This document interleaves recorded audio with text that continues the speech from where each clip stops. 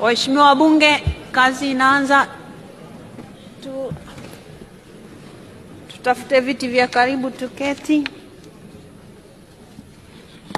Waheshimiwa wabunge, zoezi la kupiga kura kwa ajili ya kupitisha bajeti kuu ya serikali kwa mwaka wa fedha 2025-2026 chini ya kanuni ya 126 ya kanuni za kudumu za bunge. Zoezi hilo limekamilika.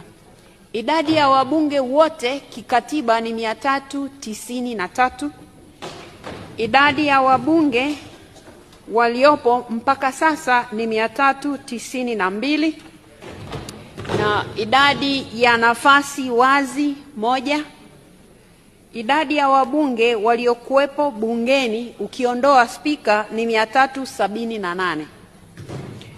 Idadi ya wabunge ambao hawakuwepo bungeni ni 13. Sasa matokeo ya kura ni kama ifuatavyo. Kura za hapana hakuna, kwa maana ya 0.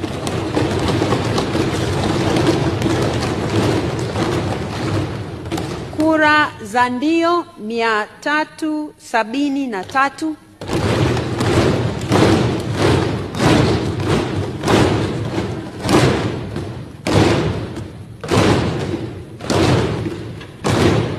Asanteni sana. Kura ya hakuamua, wale waliosikika wakisema abstain, ni 5.